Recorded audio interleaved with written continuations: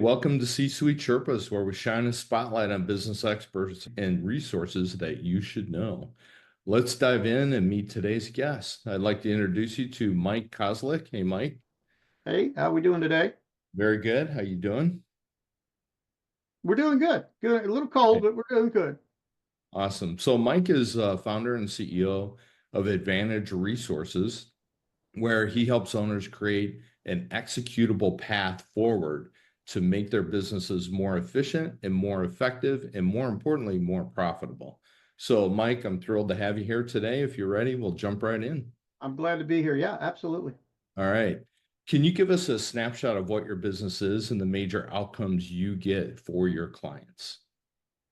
We are a business coaching firm, and we specialize in helping privately owned business owners craft a path forward for their business that helps them become more efficient, more effective, and more profitable, as we said. We do this by helping them build or remodel critical processes within their business. And the outcomes are generally businesses that tend to grow in a stable kind of way, which makes business owners happy. They don't get wonky.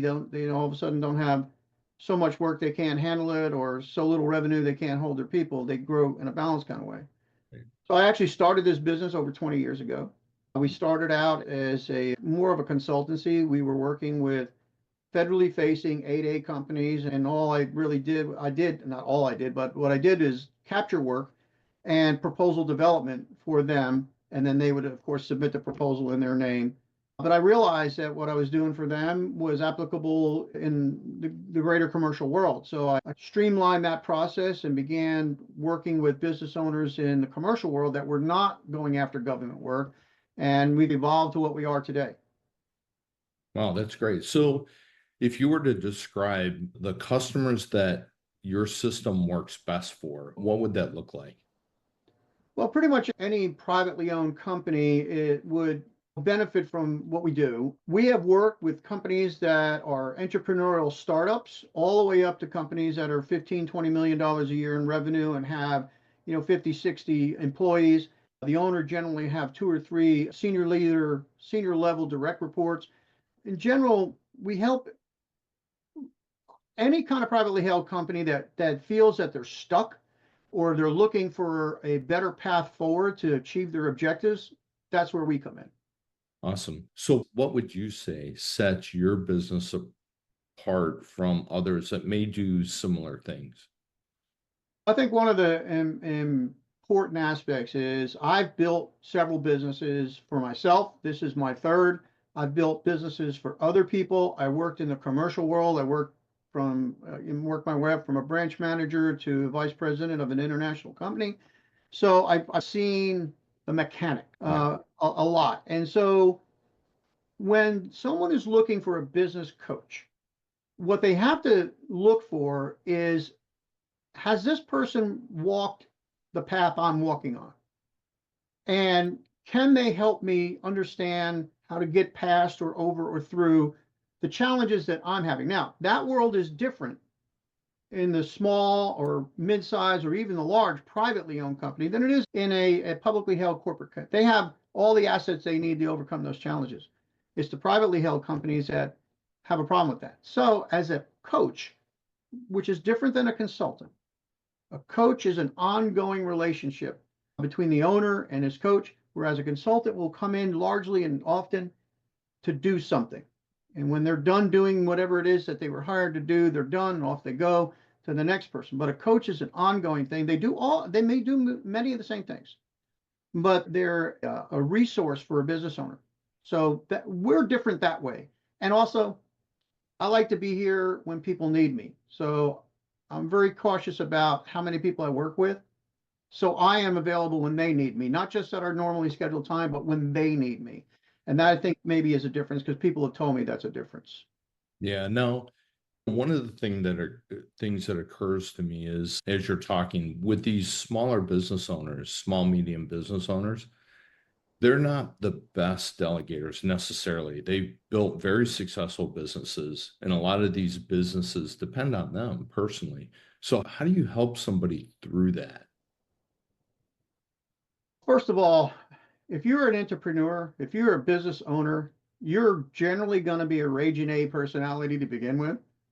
And it's just a matter of helping people find a better way to do what they're doing. And I teach my clients a method of delegation where they don't feel like they're losing control. They're just utilizing their resources in a different way. Many business owners are that way. They started this business, it was them, the kitchen table and a laptop, and they've grown. And now they got people working for them. Every single person they feel they has to be told what to do every day. And I teach them that you don't have to do that. You teach, coach, train, mentor, and develop the people that you bring into your company. And then based on your assessment of their capabilities, you delegate with a feedback system. And that's how we do it. And usually when that takes, it's not rocket science by any stretch of the imagination, but it works like rocket fuel when you get it in place and it actually is working. Teaching delegation is part of what we do every day. No matter what else we're doing with a client, teaching how to delegate tasks. And we call that taking it off your plate. And sometimes that may be to somebody that works for you in your company. Sometimes that may be outsourced to an outside agency. But it's all done in a strategic way. You make a decision based on strategy, not because it's a whim. What's the impact of that? I gotta believe there's both a business and a personal impact. And do you see that with the guys that really are able to do it? I do see that. And I tell people, like, my job is to buy you an hour a week of you time. If I can buy you an hour a week of you time in a year, then I've done my job pretty well. That means that 1 hour a week when you were heads down, nose to the grindstone, you're now doing whatever it is you want to do. If you want to go play golf, you take an hour, leave an hour early on a Friday to go play golf because you have set the processes in place that make you successful and you don't have to be there. I like to tell people my job is to work you out of a job. If we build a successful company, it runs whether you're there or not. Yeah.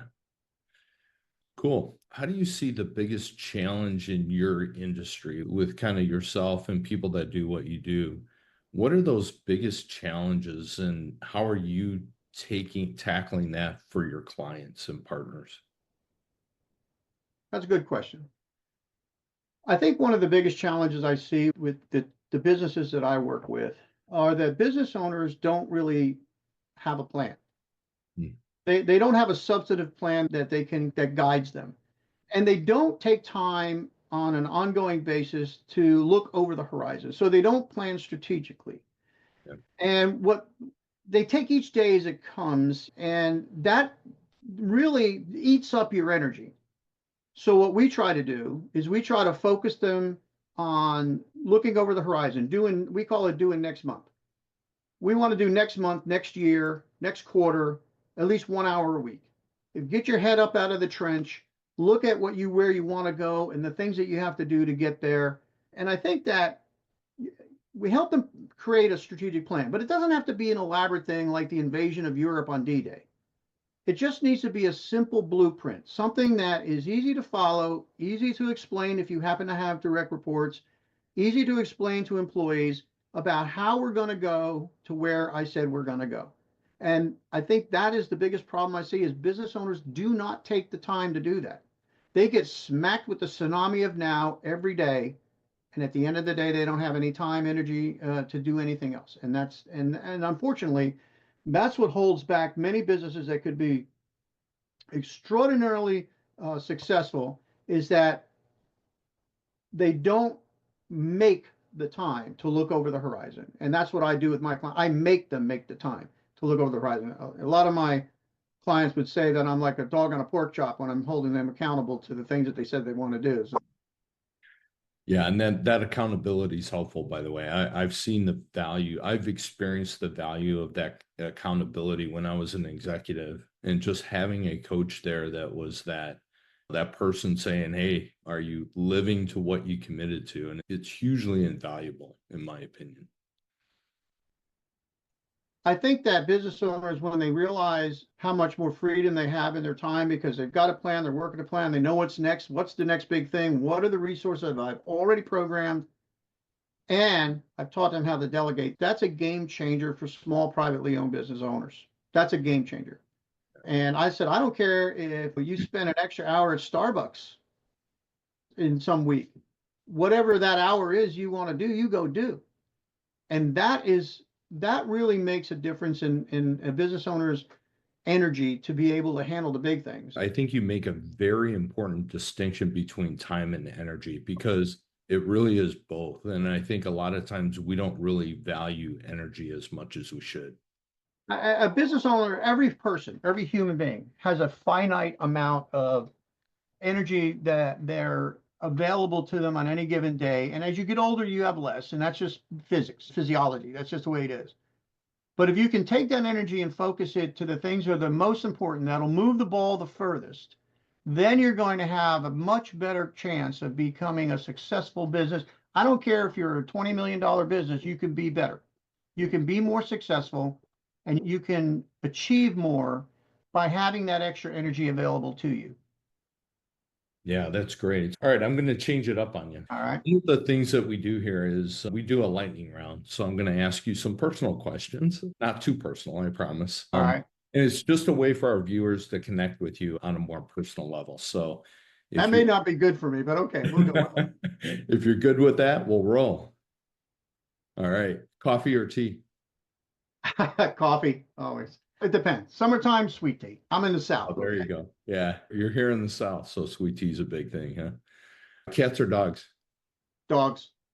If you could only grab one weapon during a zombie apocalypse, what would that be? Well, a machine gun. There you go. Yeah. You're going to need a machine gun if it's the zombie apocalypse. Now, if it's just a regular old zombie attack, any automatic weapon will do. There you go.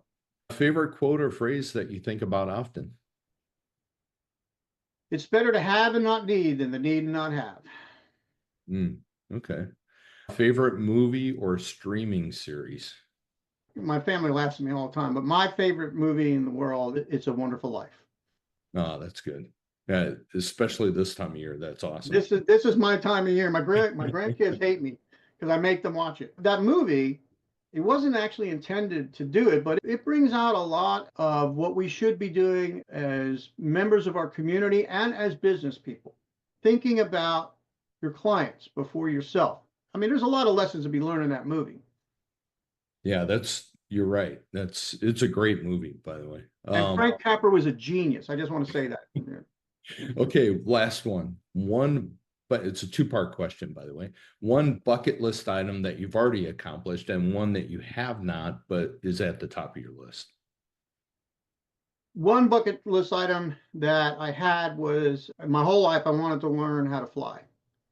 And about 10, 12 years ago, I was stuck in a traffic jam on my way to Montgomery, Alabama, and there's an airport on the right, and I looked over and there's a sign. It said, learn to fly. So I said, I'm just going to take this exit and go get some information because I'm going to be sitting here for an hour anyway in this traffic because of an accident. Next thing I know, I'm a student pilot. My first class is on Saturday, and 9 months later, I had a private pilot's license. So that was a bucket list item achieved. I think that writing a book, although I've had a couple of attempts, I haven't quite fulfill that. A book that people will actually buy. I give my books away because they're not ready for prime time. But yeah, writing a book that people value and think is worthwhile and not fictional. It's probably a business book in my mind. So that's something that's on my list to do's. To get all this wonderful knowledge I have and just leave it to posterity. Oh, that'd be good. All right. Last or most important question is, if any of our viewers would like to collaborate with you or get in touch, how would they do that? They can call me directly. I pretty much answer the phone anytime. My cell phone is 205-332-5524. They can also reach me at Mike@Advantage Resources, Inc., all one word, AdvantageResourcesInc.com. And I'm open. It doesn't cost anything to talk. And as you have learned, I like to do that. I like to talk. It's all good, by the way. I enjoyed it. Thank you for your time. And I love the insights too and the stories. So thank you. I appreciate you taking time with me today. And I appreciate you inviting me today. I had a great time. Awesome. I did too. Thank you.